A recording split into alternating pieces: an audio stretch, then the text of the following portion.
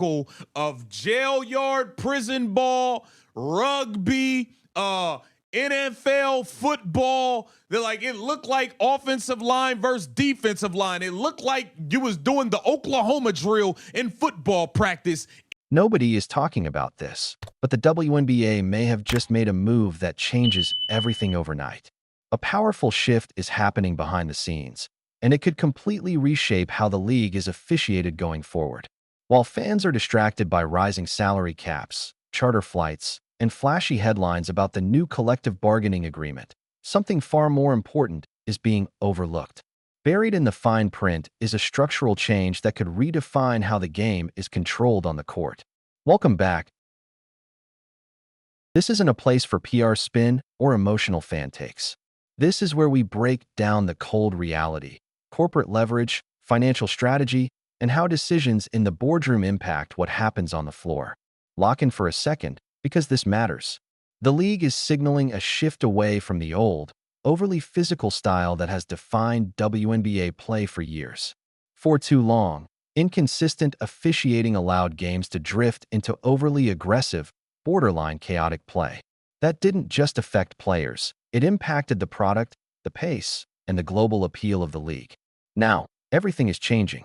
With increased investment, higher visibility, and global attention, the WNBA has far more at stake. The product on the court has to match the expectations of a rapidly growing audience. That means cleaner play, more consistency, and a stronger emphasis on skill, spacing, and offensive flow. And then came a generational talent out of Iowa, Caitlin Clark. Her arrival didn't just boost ratings. It forced the entire ecosystem to evolve. Media deals shifted. Attention skyrocketed. The league suddenly had a global spotlight it couldn't ignore. But with that spotlight came pressure.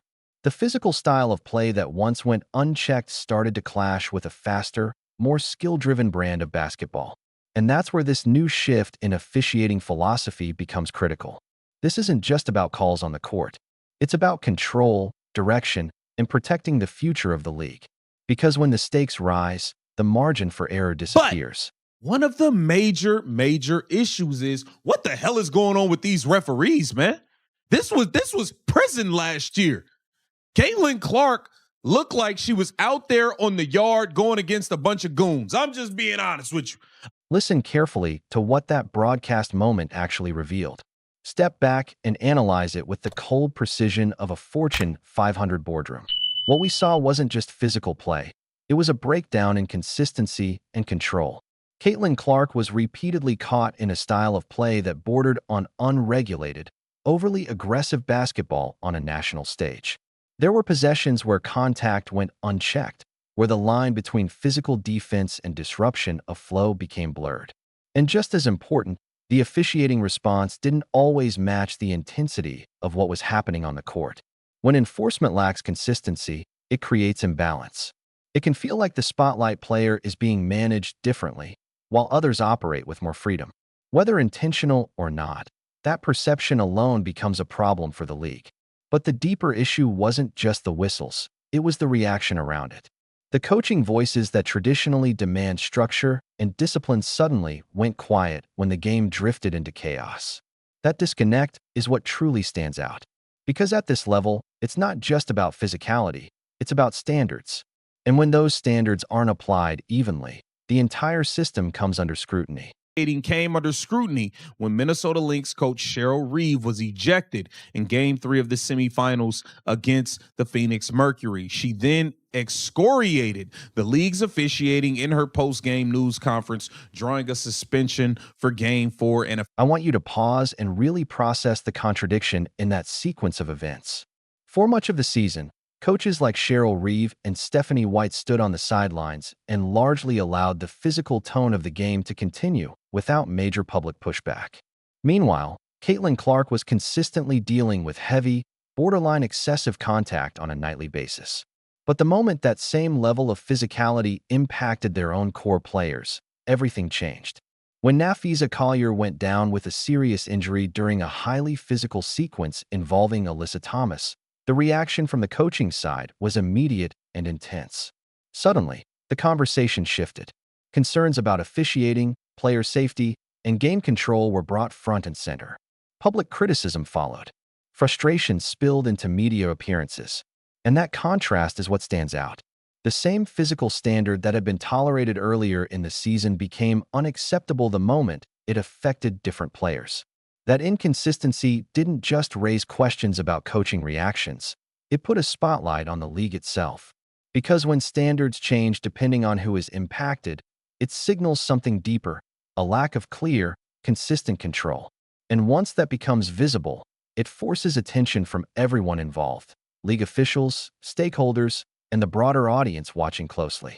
Groundbreaking changes in officiating, but it does include that the union will be given access to any informational, educational, and point of emphasis videos regarding officiating, and it requires 3 meetings per season between the league and Listen closely to what this CBA provision actually signals.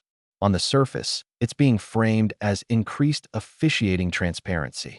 But when you step back and analyze it from a high-level, structural perspective, it's far more significant than that. The league has now mandated multiple formal review sessions throughout the season, focused specifically on flagrant and technical fouls. These aren't casual check-ins. They're structured evaluations designed to closely examine how games are being officiated, especially in high-contact situations. That shift introduces something the WNBA hasn't consistently had at this level before: accountability with real oversight. It means officiating decisions are no longer isolated to the moment. They're subject to ongoing review, feedback, and adjustment. Ownership groups and league stakeholders are effectively signaling that consistency, player safety, and game quality are now top priorities. They want clearer standards, better enforcement, and a more controlled on-court product that aligns with the league's growing visibility and financial investment. This isn't about punishment, it's about structure. It's about making sure that the way the game is called matches the direction the league is trying to go: faster, cleaner, and more skill-driven. And ultimately, it sends a clear message. The margin for inconsistency is shrinking, and every call now carries more weight than ever before. Look, it's too much money being spent now for the stars to be hurt. It's too much money put in this league for Caitlin Clark to be sitting out because y'all out there playing prison ball. It's too much money in this league for Nafisa Collier to be out because Alyssa Thomas thinks she's Derrick Henry from the Baltimore Ravens. Let that final calculation settle in. At the highest level of global sports, decision-makers aren't driven by locker room politics. They respond to outcomes, growth, and the long-term health of the product. And right now, there is too much investment flowing into the league for inconsistency to be ignored. Broadcasters didn't invest heavily to see the game slowed down or disrupted. They invested in pace, skill, and a style of play that captures attention worldwide. Players like Caitlin Clark represent that shift: fast tempo, deep shooting range, and a brand of basketball that expands the audience. Protecting that style isn't about favoritism. It's about maintaining the quality and direction of the league. The demand is already visible. The Indiana Fever are drawing massive crowds, moving games into larger arenas, and becoming a central driver of league-wide attention. Opposing teams are benefiting from that visibility as well. The stakes are no longer local, they're national, even global. That's why officiating consistency matters more than ever. It's not about removing physicality from the game. It's about defining clear boundaries so that skill and execution can thrive. When those standards are applied evenly, the entire product improves.